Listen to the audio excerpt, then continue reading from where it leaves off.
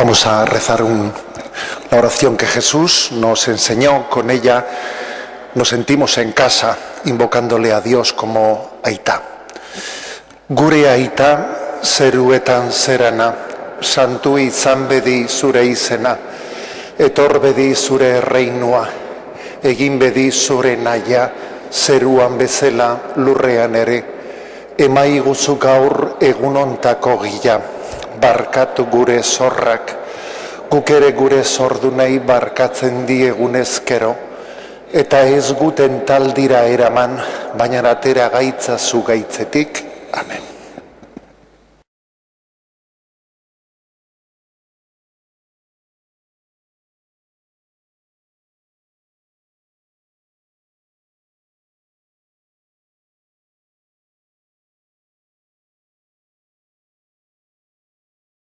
Ongi etorriak eta eskerrik asko, Hartzaionaren elizan gaurko egunez egoteagatik. Nik uste elizak dei bat egin dizutela eta ulertu dizutela dei hori berezia eta garrantzitsua zela, eta hemen zaudete. Con mucho gusto voy a hacer una presentación de la exhortación apostólica Evangelii Gaudium, recientemente, como sabéis, publicada por el Santo Padre. Es un documento verdaderamente que con mucha alegría escuché ayer en nuestra librería diocesana, que está teniendo una gran venta, muy superior a lo que es usual en los documentos pontificios. Creo que la novedad del momento también ha supuesto una llamada a su lectura, y yo desde luego quisiera que esta presentación que voy a hacer, pues a los que no estéis iniciados en la lectura del documento, que supongo que igual seréis la mayoría, mis palabras sirvan para hacer un poco de hambre, hambre de leerlo directamente. Bueno, en primer lugar, estamos ante el segundo documento del Papa, que ha resultado muy importante, porque él ha manifestado desde el primer párrafo que se trata de un documento para él programático. Es una exhortación apostólica escrita como reflexión final del sínodo de la nueva evangelización, que tuvo lugar en el año 2012. Ciertamente es una exhortación apostólica que tiene un rango inferior a una encíclica, pero que tiene mucha importancia, porque es obvio que el Santo Padre, como él mismo dice en la introducción, quiere marcar las prioridades de su pontificado. Cuando uno lee este documento, descubre también en el corazón de este Papa al que fue arzobispo de Buenos Aires, Bergoglio, que había sido el redactor del documento pastoral de Aparecida. En mayo del 2007, todo el episcopado de América Latina, que es la mayor parte de la Iglesia Católica, todo el episcopado de América Latina se había reunido en Brasil, en el santuario de Aparecida, y habían hecho un gran documento, el documento de Aparecida, y fijaros lo que son las cosas. Providencialmente, aquellos obispos de Hispanoamérica eligieron al arzobispo de Buenos Aires, Jorge María Bergoglio, como el redactor de aquel documento. El Papa, pues digamos, estaba muy entrenado en la capacitación para redactar documentos de planes pastorales, y se había leído, con motivo de aquel documento de Aparecida, sin duda alguna, pues muchísimas cosas necesarias para la preparación previa de la redacción de un plan pastoral, que en el fondo esto es lo que es esta exhortación, un plan pastoral escrito con motivo de la finalización de un sínodo sobre la nueva evangelización. En él se presenta el Papa en estado puro, como se dice.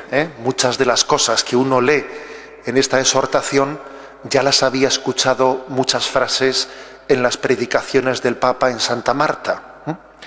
Le habíamos oído comentar cosas que él las iba plasmando aquí. Se ve que este documento él lo iba escribiendo conforme iba rezando estos 9 meses que lleva, conforme iba profundizando, conforme iba reflexionando en Santa Marta, él en sus ratos libres iba escribiendo.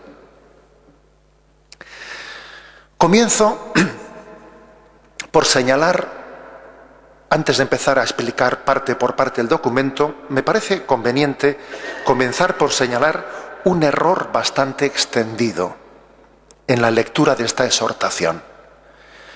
Me refiero a la pretensión de contraponerlo contra el magisterio anterior, como si fuese Francisco contra Benedicto. Este error está bastante extendido, yo diría que por influjo de medios de comunicación, por otros motivos, pero es un error contra el que tenemos que estar expectantes. Antes de ayer mismo, pues el conocido teólogo disidente Hanskin, alemán, hizo unas declaraciones diciendo que el Papa Francisco rompía con Benedicto XVI en este documento, etcétera, etcétera. Bueno, me parece importante señalar ese error, esa falsedad de partida, porque curiosamente no estamos ante el primer documento, sino ante el segundo documento del Papa Francisco. El primero fue esa encíclica escrita a 4 manos, como se dijo, la Lumen Fidei, y ya fue un gesto profético el que el Papa dijese: yo quiero firmar y hacer mía y firmar como Papa Francisco una encíclica que es obvio que ha sido fundamentalmente escrita por Benedicto XVI, pero la firmo yo, la hago mía, es mi magisterio, lo cual es todo un signo de continuidad. Por eso es una auténtica manipulación pretender contraponer un papa a otro cuando inició su pontificado con un gesto tan fuerte como ese. O, por ejemplo, otros gestos que él ha realizado frente a esas pretendidas manipulaciones que se hacen de contraponer un papa frente a otro. El hecho de que él haya querido que Juan Pablo II y Juan XXIII sean canonizados conjuntamente el mismo día. Eso también ha sido todo un signo, porque a veces en lecturas superficiales o politizadas de la Iglesia se pretende contraponer el espíritu de un papa frente al otro. Y es obvio que el papa tiene un espíritu de integración, no de contraposición. Me permito contaros una anécdota de estos últimos días, que me ha ocurrido porque obviamente todos estamos hablando de esto y allá por donde vas salen estos temas, que es muy gozoso, ¿no? Verlo, pues, estaba estos días últimos en uno de los encuentros que he tenido y una persona me dijo, ¿no?, que muchas de las palabras que dice aquí el Papa Francisco hubiesen sido juzgadas como heréticas por Juan Pablo II o por Benedicto XVI.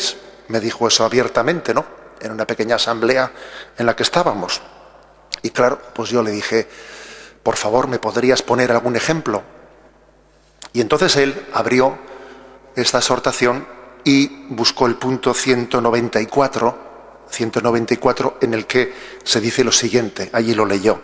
Decía: no debemos procurar tan solo el no caer en errores doctrinales, sino que tenemos que ser fieles al luminoso camino de la vida, porque a los defensores de la ortodoxia se dirige a veces el reproche de la pasividad, de la indulgencia o de la complicidad culpable respecto a las situaciones de injusticia intolerables o de complicidad con los regímenes políticos que mantienen las injusticias. Me leyó ese texto, ¿no?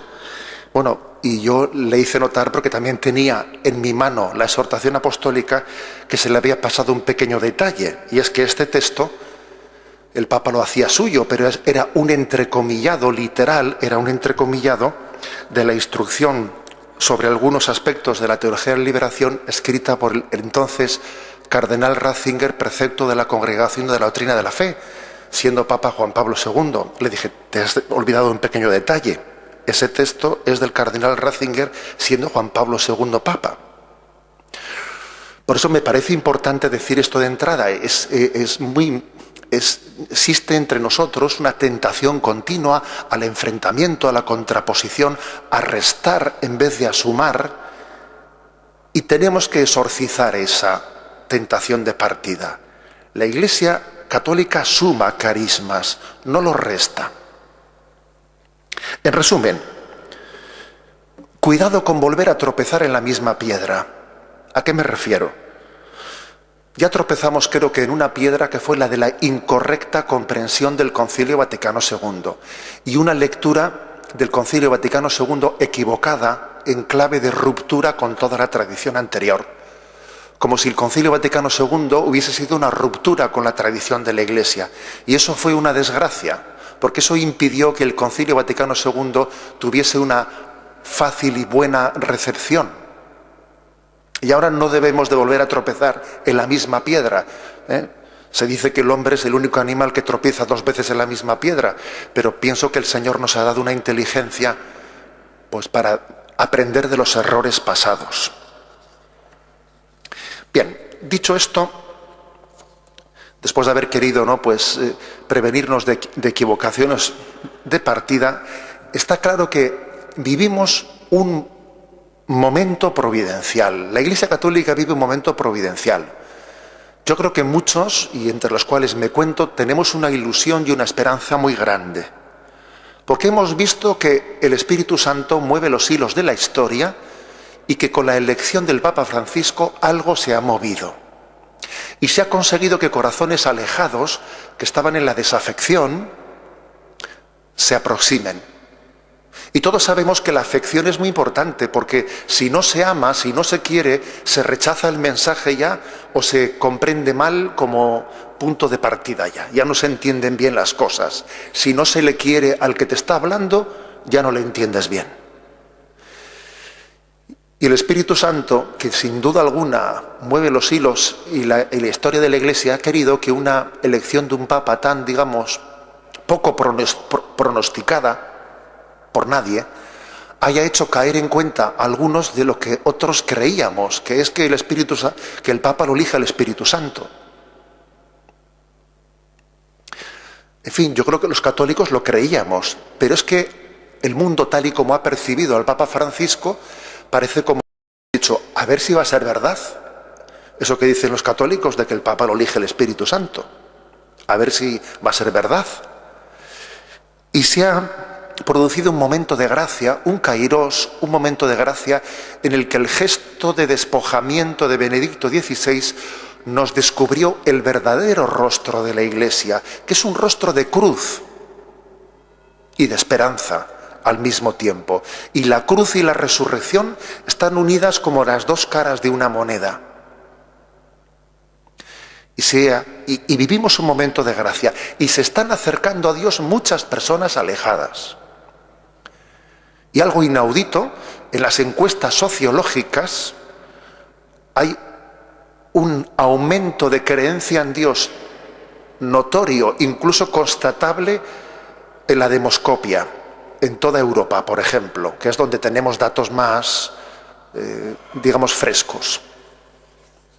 Por lo tanto, estamos ante un don para la Iglesia. Y esta exhortación no solo es un texto, además de ser un texto, viene en un contexto, y el contexto es este momento de gracia al que me refiero. Los corazones están preparados para poder recibirla. Dios ha preparado el terreno, lo ha roturado, ha sanado heridas, y ahora este texto puede encontrar tierra abierta, acogedora a la semilla. ¿Cuál es la tesis principal de este documento? Sin duda alguna, la tesis principal está en el propio título, Evangelii Gaudium, es decir, la alegría del Evangelio.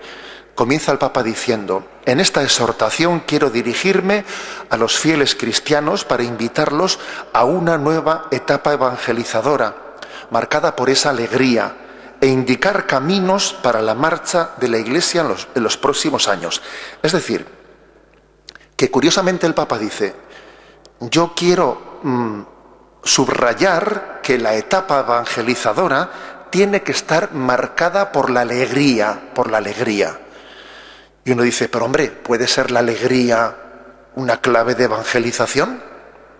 ¿Acaso la alegría no es un mero estado psicológico que depende del carácter que tengamos cada uno? ¿Por qué es tan importante la alegría? Permitidme que comparta una anécdota con vosotros. En verano estuvimos en la Jornada Mundial de la Juventud en Río de Janeiro, y me tocó allí compartir mesa varios días con los obispos argentinos que también estaban dando catequesis a los jóvenes, ¿no? Como estaba yo. Y lógicamente, pues ¿de qué vamos a hablar en la mesa? Pues del Papa Francisco, ¿no? Que ellos le conocían mucho. Y me llamó la atención que todos ellos, pero como un testimonio unánime, los obispos argentinos estaban profundamente impactados por el rostro del Papa Francisco. Nos decían a los demás obispos: estamos impresionados como vosotros porque nosotros le conocíamos y él no era así. Él era mucho más taciturno, mucho más introvertido, era mucho más triste. Sí, era un hombre muy santo, pobre, austero, pero él no era tan alegre como es ahora, no tenía tanto don de gentes, no era tan cariñoso. Y nos decían: es un milagro, es una gracia de Estado. Nos repetían: es una gracia de Estado. Esa clave de la alegría tiene mucho más valor cuando uno conoce, esta anécdota que os estoy contando, cuando uno conoce que esa alegría en el Papa no es tanto una cualidad psicológica suya, personal, porque él psicológicamente no ha sido así. Ha sido más introvertido, más taciturno, no ha tenido tanto don de gentes. Ha sido más bien reflexivo, introvertido. Y entonces conocer que Dios le ha dado esta gracia en este momento clave de su vida, en el que él está llamado a ser el rostro de la Iglesia, nos hace entender que la clave de la alegría es una clave evangelizadora. Casi es un discernimiento teológico de si Dios está con nosotros. Por eso este título, porque él es consciente de que esa alegría en él no es una cualidad personal, es un don de Dios. Es un don de Dios que quiere que sea un elemento clave y decisivo a la hora de que el mensaje cristiano resulte atrayente. Porque al final se evangeliza más, se consigue más fruto de la evangelización por atracción que por convencimiento apologético, que también hay que hacerlo. Pero es que si algo no resulta atractivo, los argumentos resultan siempre infecundos. El mundo de hoy es un mundo triste. Alguien dijo que ponerse a la puerta de la salida de un metro y mirar los rostros de los que salen del metro es un poema. En Tokio, en Nueva York y en Madrid. ¿Cuántos rostros tristes que se derivan en individualismo, conciencia aislada, búsqueda enfermiza de placeres superficiales? Y la causa última, dice el Papa, de esta tristeza es que hemos dado la espalda a Dios. Y cuando a un pájaro le cortan las alas, está muy triste. A un pájaro, si le cortas las alas, está muy triste. A un hombre que da la espalda a Dios y pierde la fe, está muy triste. La única solución, pues, es abrirse a Dios, que te busca, Dios te busca a ti, y entregarte al prójimo. Porque dice el Papa, el bien es comunicativo por sí mismo. El bien tiende a comunicarse. Y Dios nos creó porque, como Él es bueno, el bien tiende a comunicarse y nos creó. Y si tú eres consciente de que has recibido el bien de Dios, tú no lo entierras, tú lo comunicas, tú lo transmites, no te lo puedes quedar para ti. Y cuando uno se olvida de sí mismo, entonces comienza a ser atrevido. Sí, atrevido. Es capaz de arriesgarse, alejarse de la orilla, a remar mar adentro, porque busca transmitir, busca comunicar. El bien es comunicativo. Por eso el Papa aquí ha dicho expresiones de las suyas geniales, ¿no? Como eso de que el evangelizador no tiene que tener cara de funeral, aunque todos sabemos que también en el funeral se puede tener un rostro sereno y de esperanza, ¿eh? Pero bueno, entendemos la expresión. No a los evangelizadores tristes y ansiosos. ¿Qué se refiere esto de los evangelizadores tristes y ansiosos? Yo os voy a reconocer que cuando lo he leído me he acordado de una anécdota que leí de un libro del padre Arrupe, quien fue superior de la Compañía de Jesús, en un libro que él escribió sobre el increíble Japón.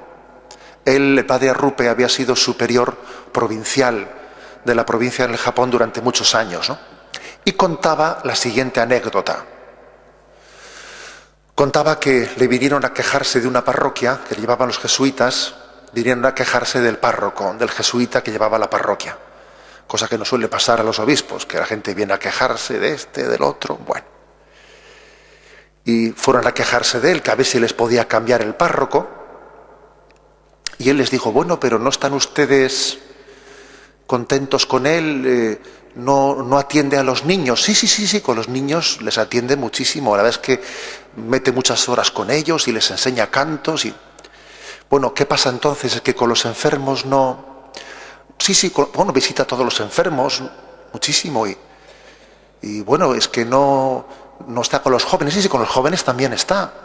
Entonces dijo, hombre, entonces ustedes de que se quejan, ¿no?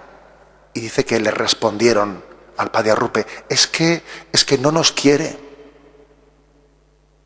Es muy trabajador, pero es que no nos quiere.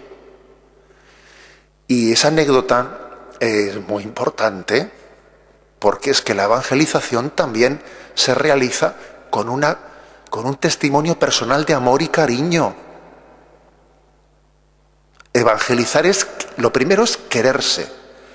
Y si a una persona no se le quiere y se le muestra ese cariño, a ver, pues uno por muchas cosas que haga por ella, pues posiblemente no sean bien entendidas. Por eso creo que esta es la clave, esta es la clave de esta exhortación, la clave de la alegría. La Iglesia, en esta paradoja, lo que el Papa viene a decir es que puede estar firmemente convencida de que si se ancla en Jesucristo, será creativa. Aquí hay como una paradoja, que uno, en la medida en que es fiel a Jesucristo, Dios le da, el Espíritu Santo le da el don de la creatividad.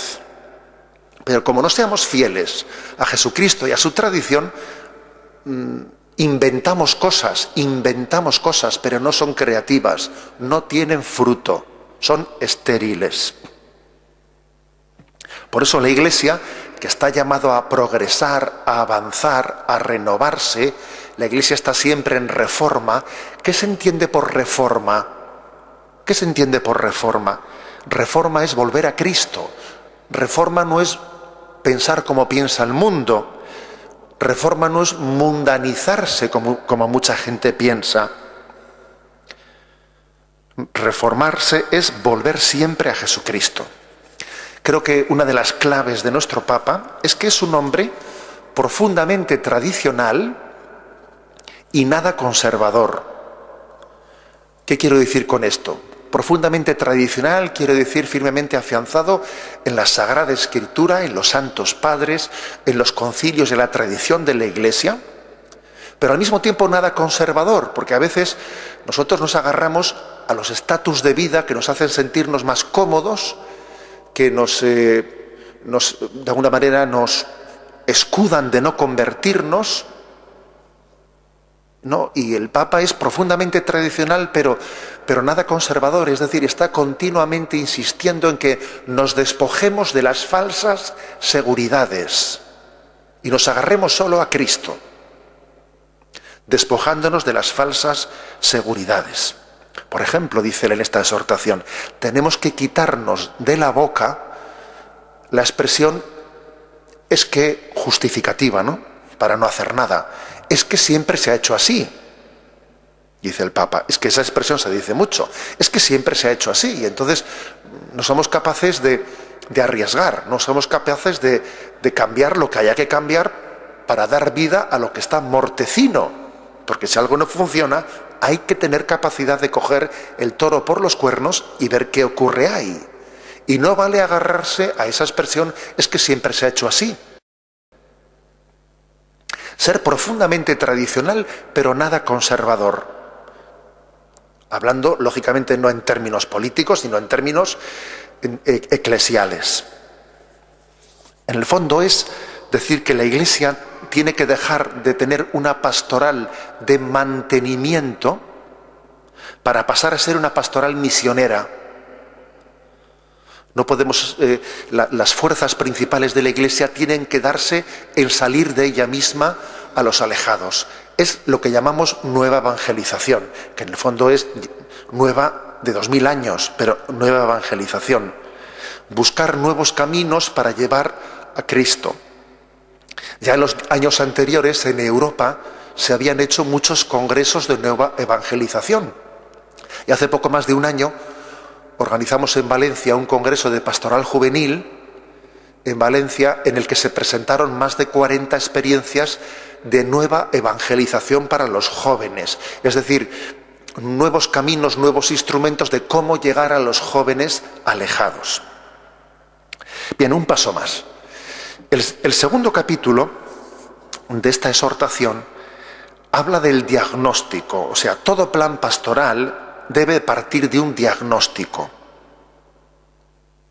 Y el Papa, más que un diagnóstico sociológico, en el fondo él hace un discernimiento evangélico, hace como un análisis profético. Por una parte, existencial, por supuesto que él descubre aspectos positivos. En esta sociedad hay aspectos positivos, pero no anda con remilgos a la hora de subrayar los aspectos negativos. Por ejemplo, él habla de una alegría apagada, el miedo, la desesperación, habla de la injusticia social, habla de la economía de la exclusión, de la cultura del descarte, de la globalización de la indiferencia, de la idolatría del dinero. El dinero gobierna en vez de servir. Habla de la secularización, de haber encerrado a Dios únicamente en el interior de la conciencia o en la sacristía y de haberle expulsado a Dios de la vida pública, del debilitamiento del pecado, del relativismo. Habla mucho también del relativismo. O sea, creo que es importante que en ese capítulo segundo nos acerquemos al diagnóstico que hace el Papa Francisco, que creo que conecta en gran parte con ese diagnóstico de Benedicto XVI de la secularización y el relativismo, y profundiza especialmente en los aspectos existenciales, como son el vacío interior, la alegría apagada, el miedo, la tristeza que vive este mundo, que ha dado su espalda a Dios. Dice en este capítulo el Papa, tentaciones de los evangelizadores. Ojo, que los evangelizadores no somos solo el que habla, también lo sois todos vosotros. Tentaciones de los evangelizadores. El individualismo, el cansancio, la desilusión, el pesimismo estéril. El Papa, con mucha gracia, en esa especie de recurso a términos que alguien dice que hay que hacer un diccionario bergoliano, con términos de Bergoglio, pues él dice, algunos juegan al abriaqueísmo, dicen, ¿habría qué? Abriaqueísmo se refiere siempre quejándose, siempre habría qué, y no se arremangan nunca y ellos no hacen nada, siempre diciendo la Iglesia tendría que, y no somos capaces de coger la escoba y empezar a barrer. Habla de la tentación de la mundanidad, ya que no somos capaces de cristianizar el mundo, bueno, pues entonces mundanizas el cristianismo. Es como decir, si no puedes con el enemigo, únete a él. La tentación de mundanizarnos, ¿no? Y dice una cosa muy fuerte y muy importante. Tentación muy fuerte, dice, las guerras intestinas entre nosotros. Hay algunos más preocupados por qué gente entra en la Iglesia que por qué gente se va de ella o se aleja de ella. ¿Por qué hay dentro de la Iglesia esas luchas intestinas, esas críticas feroces. ¿Por qué? A veces por ideologías políticas, porque se proyecta en la vida de la Iglesia las fracturas políticas que están en la sociedad. A veces también, dice el Papa, por envidia y celos, porque suelen existir envidias y celos entre nosotros. A menor celo apostólico, más celos entre nosotros. Y sin embargo, cuando se tiene celo apostólico, entonces no se tienen celos. Más celo y menos celos. Yo creo que es la receta que da el Papa. Tercer capítulo. El tercer capítulo es el del anuncio del Evangelio. En el número 110 dice: porque no puede haber auténtica evangelización sin la proclamación explícita de que Jesús es el Señor y sin que exista un primado de la proclamación de Jesucristo en cualquier actividad de evangelización. ¿Qué quiere decir con esto el Papa? Ojo con pensar que la evangelización son únicamente las obras sociales de la Iglesia. No, eso es un error. Si no se proclama explícitamente a Jesucristo, la evangelización es incompleta. A veces se ha dicho, equivocadamente, que lo importante no es tanto hablar de Dios, cuanto humanizar. Pero vamos a ver, ¿se puede humanizar la sociedad callándonos el mensaje de Dios? El hombre necesita de la salvación. No somos nada sin la gracia de Dios. El hombre necesita misericordia, que es una de las palabras claves del Papa. Misericordia. El hombre no se salva a sí mismo. Es un mendigo ante Dios que necesita misericordia. De aquí la importancia, dice el Papa, la centralidad de la proclamación querigmática. ¿Qué significa esto? Es decir, que nuestra predicación se centre en el mensaje de que Dios te ama, Dios te quiere, ha entregado a su Hijo a la muerte de cruz por nuestra salvación, ha entregado su vida por nosotros. Este es el querigma. Dios te ama, Dios te quiere. La clave, lo determinante, no es que yo crea en que Dios exista. No. La clave es otra. Que yo crea que yo existo para Dios y que Él me quiere y que soy un hijo irreemplazable para Él. Eso es lo principal. No creer en que Dios exista. No, que yo existo para Él. Y que soy un hijo irreemplazable, y que Dios sufre conmigo y se alegra conmigo. Esa es la clave. Por eso el querigma, lo que hacía San Pablo cuando él predicaba. San Pablo predicaba el amor de Dios que nos amó en Jesucristo y se entregó por la salvación de nuestros pecados. Dice el Papa, tiene que ser el centro de nuestra predicación. El centro de nuestra predicación. Y dice, el Papa ha dicho algo muy importante, ¿no? Que tiene que haber un orden en la predicación. No empezar directamente que la Iglesia, su primera predicación no sea el mensaje moral. Porque entonces, claro, predicarle a alguien sobre los pecados cuando no conoce el mensaje del amor de Dios es empezar la casa por el tejado. Primero el querigma. Dios te ama y te quiere y te ha dado a Jesucristo para que seas feliz y te rescate del pecado. Segundo, una profunda catequesis. Cuando uno ha conocido el querigma, que Dios te ama, siente la necesidad de formarse mejor. Una catequesis profunda. Y en tercer lugar, todas las consecuencias morales que hay que extraer. Tiene un orden, pues, la predicación. Porque hay que tener cuidado de no caer en el peligro de los moralismos. Y ojo, que hay moralismos de muchas clases. Hay moralismos del sexto mandamiento, hay moralismos del séptimo mandamiento, hay moralismos del quinto mandamiento, hay moralismos del cuarto mandamiento, que únicamente ven una parte de la moral. No. Lo central del mensaje cristiano es la proclamación de la salvación redentora de Jesucristo. Y luego, una profunda catequesis. Y de ahí las conclusiones en todos los aspectos de la moral. El sexto mandamiento, el séptimo mandamiento, el octavo y todos, por supuesto.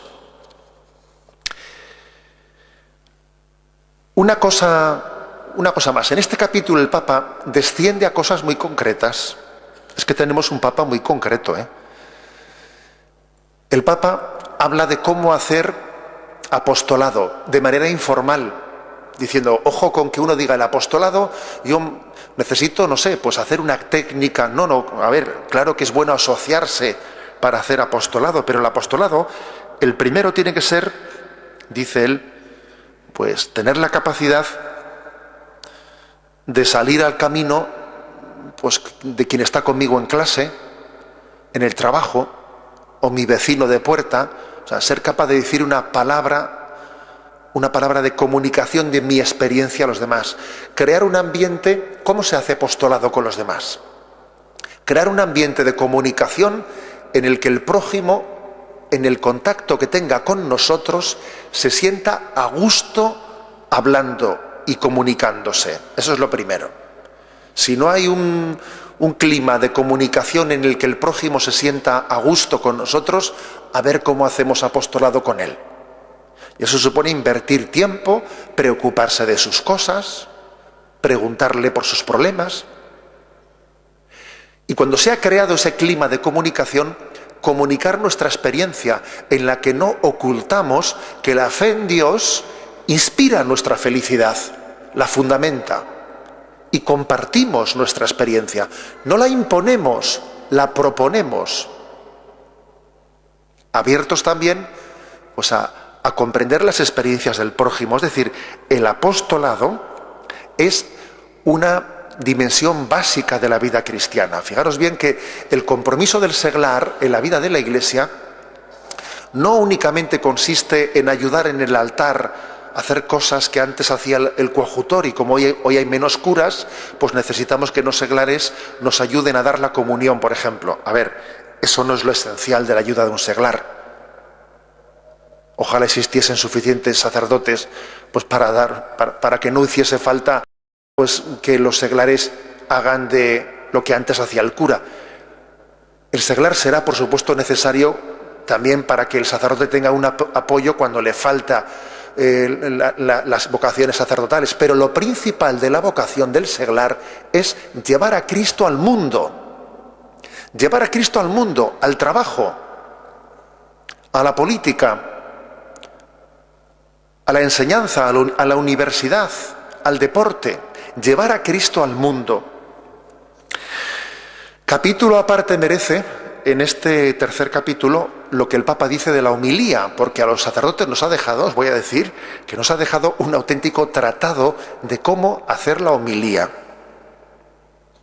Él dice que tenemos que renovar nuestra confianza en la predicación, que se funda en la convicción de que es Dios quien habla cuando alguien está predicando. Es decir, cuando un predicador se dirige la palabra, es el Cristo glorioso el que está en el cielo, el que intercede ante el Padre para que esa palabra que se está predicando encuentre tierra fecunda.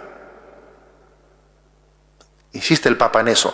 Y luego da consejos prácticos, como que seamos cortos en las homilías, para que estéis tranquilos. El Papa dice eso, que seamos cortos en las homilías, que seamos sintéticos, que hablemos en la lengua materna de la gente, o sea, que nos hagamos entender. Dice el Papa una cosa interesante, que toda homilía tiene que tener tres cosas: idea, o sea, un concepto, sentimiento y una imagen. Utilizar también imágenes, porque si no es difícil entender. Dice, una homilía tiene que tener tres cosas: idea, sentimiento e imagen. Bueno, yo prometo también hacer el esfuerzo posible para que los sacerdotes tengamos una reflexión sobre lo que el Papa nos ha dicho con respecto a las homilías. Y también el Papa, por último, en este capítulo, nos insiste en el acompañamiento espiritual, en la importancia de que los sacerdotes, los religiosos, nos preparemos para acompañar espiritualmente, para tener lo que se llama el ministerio de la dirección espiritual, del acompañamiento espiritual. Porque existe una necesidad de consejo, de acompañar en los discernimientos, y eso el Papa también lo subraya. Cuarto capítulo. Tranquilos que solo son 5. Cuarto capítulo. Dimensión social de la evangelización. Bien, pues, ¿a qué se refiere la dimensión social? Pues que decir que Dios nos ama tiene inmediatamente implicaciones sociales. Inmediatamente. En cuanto que decimos Padre nuestro, ya eso tiene implicaciones sociales. No digo Padre mío, digo Padre nuestro. O sea, las implicaciones sociales son inherentes, ¿no? Esenciales al mensaje cristiano. Entonces, el Papa habla de 2 cuestiones: la inclusión social de los pobres y, segundo, la paz y el diálogo social.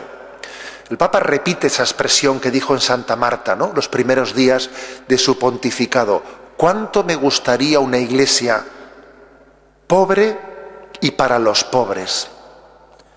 Una iglesia que sea lo más sencilla posible y que se deje evangelizar por los pobres, porque verdaderamente la gente pobre y sencilla, esa que nuestros misioneros descubren en África cuando están por allí, es una gente que nos puede evangelizar y puede llamarnos a la conversión.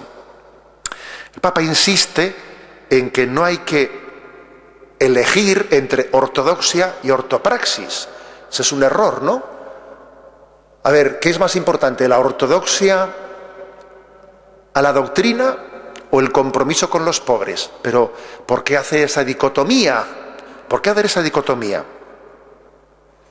Creo que el Papa se ha caracterizado por hacer muchos signos de pobreza, que además él lo vive como algo connatural en él. El Papa, pues desde que coge un coche sencillo, porque se siente incómodo con un coche más ostentoso, o desde que coge o viaja en autobús, o duerme en Santa Marta, en la casa de ejercicios, por no ir al Palacio Apostólico, o coge la cartera en su mano y sube con ella a la escalería. Todos esos signos, que estoy convencido que no son de ostentación, son los signos sencillos con los que el Papa ha vivido siempre, y Dios le ha dado el don de no abandonarlos ahora, para que sean un signo ante el mundo y ante todos nosotros.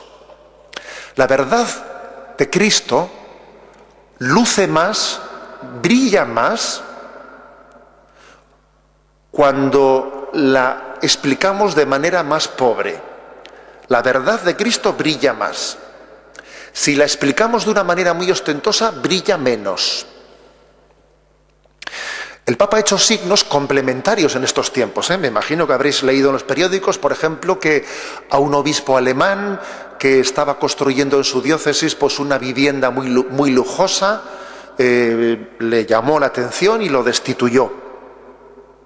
Y es una medida fuerte, que un papa destituya a un obispo porque estaba construyendo una vivienda demasiado ostentosa.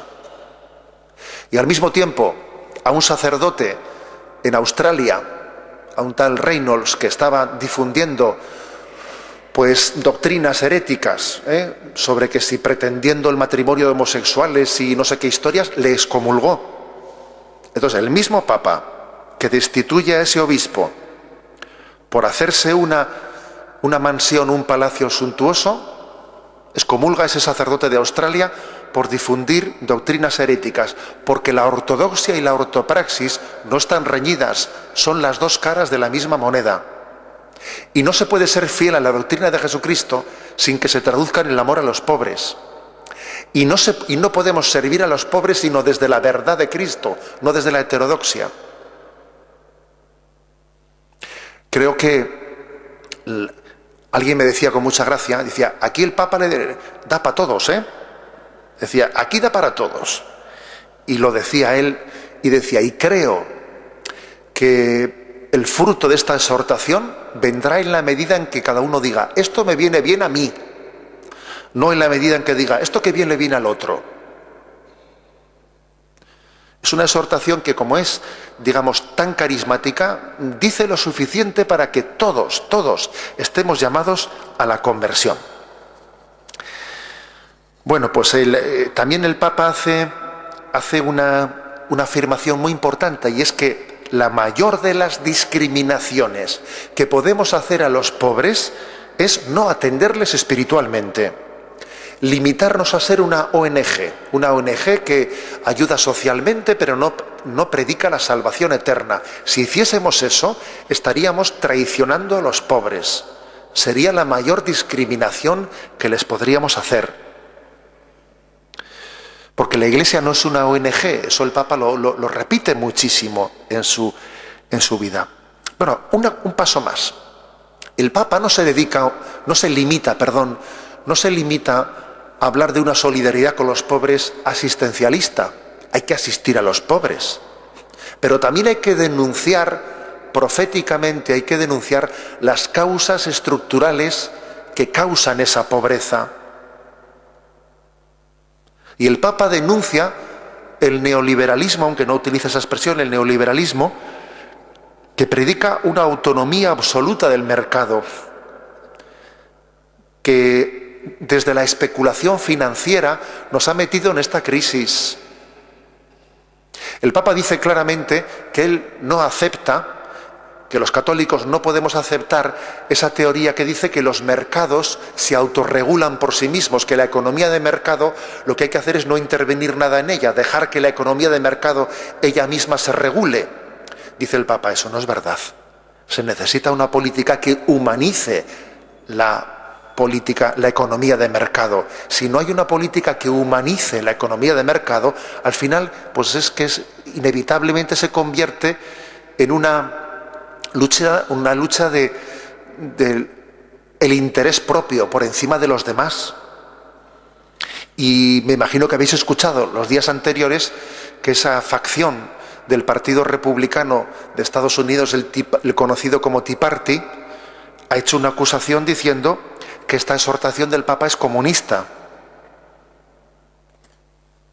Claro, es curioso que también en Estados Unidos pase, pues que por una parte los republicanos le acusan, defienden la vida, están contra el aborto, pero dicen que la doctrina social de la Iglesia es comunismo. Y por otra parte, los demócratas promueven un tipo de política social de promoción de los más desfavorecidos, pero defienden el aborto. Es curioso que el cristianismo no se puede casar con nadie. La experiencia nos demuestra que el cristianismo es muy difícil que se vea plenamente reflejado en las opciones políticas. Bien, el Papa dice, cuidemos la fragilidad. Y en el número 210 hace una cosa muy interesante, que es hacer una descripción de las nuevas pobrezas. Existen nuevas pobrezas. Por ejemplo, dice el Papa, a esos niños que se les utiliza para pedir dinero y dar pena y que no vayan a la escuela. Es curioso que diga eso el Papa, ¿eh? Y habla de una nueva pobreza. El aborto es una nueva pobreza. Y habla de las heridas de las mujeres que abortaron, que son una nueva pobreza, y los toxicodependientes, etc. Existen nuevas pobrezas a las que tenemos que estar atentos. Sigo adelante y entro en el último capítulo. Bueno, me ha faltado por decir con respecto al cuarto capítulo que la segunda parte habla de la paz y el diálogo social. Por cierto, muy curioso que después de hablar del diálogo entre la fe, la razón, la ciencia, el ecumenismo, el diálogo interreligioso, reserva un capítulo especial para el judaísmo. Ojo, porque es que el Papa tiene un carisma muy especial hacia los judíos. En Buenos Aires él había tenido una relación muy especial con la comunidad judía. Y posiblemente este pontificado nos pueda traer un gran avance en la relación con nuestros hermanos mayores, ¿no?, que son los judíos. Y por último, porque yo también tengo que aplicarme el cuento ese del Papa de que las homilías tienen que ser breves. Por último, el quinto capítulo habla de evangelizadores con espíritu. y se nos predica, se nos insta, se nos exhorta a dejarnos mover por el Espíritu Santo, a que nos demos cuenta que la evangelización es una obra de Dios. Entonces, como es Dios el que evangeliza y no somos nosotros, la evangelización va a salir bien. O sea, es decir, que nadie dude que la Iglesia acertará con una nueva evangelización, aunque ahora estemos sufriendo, aunque ahora estemos viendo momentos duros. La Iglesia es de Jesucristo antes que ser nuestra, y Dios no fracasa, aunque Dios también elige caminos de cruz, pero Dios no fracasa. Y como la Iglesia es suya y la mueve su Espíritu Santo, tenemos que tener confianza y no podemos permitirnos caer en la tentación del desánimo. Y concluye el Papa con una parte, con el capítulo dedicado a la Virgen María, María, Madre de la Nueva Evangelización. Y habla el Papa, como quise hablar yo aquí el día de la Inmaculada Concepción, habla de lo revolucionario que es el afecto y el cariño de María. Lo revolucionario que es ese punto, ese toque de afectividad que María da a nuestra vida religiosa, sin el cual el cristianismo corre el peligro de caer en una abstracción. Una religión sin madre corre el peligro de ser abstracta, de no tener calor de hogar. Y el catolicismo tiene calor de hogar, y María está presente. Por eso me parece que no hay mejor forma, ¿no?, de concluir esta presentación de la exhortación Evangelii Gaudí que rezar la oración con la que concluye la exhortación. Voy a concluir rezando esta oración a María, nuestra Madre, en esta imagen de la Virgen del Rosario tan bella que nos preside. Sé que hay algunos voluntarios, tanto atrás como en esta puerta, que tienen ejemplares traídos de la librería de IDAT, ejemplares de la exhortación para los que no queráis adquirirlo y aprovechar este momento. Vuelvo a insistir lo que he dicho al principio, que quisiera que esta presentación que he hecho fuese abrir boca y crear deseo de la lectura personalizada de esta exhortación. Tendremos más momentos, sin duda, en la diócesis de reflexión. Los sacerdotes tendrán su nivel, tendremos también un seminario de presentación de esta exhortación. Pero creo que era justo darle gracias a Dios conjuntamente por ella y presentarla de esta forma. Y si os parece, si vosotros os ponéis de pie, yo me pongo de rodillas ante María y rezo en nombre de todos vosotros esta oración.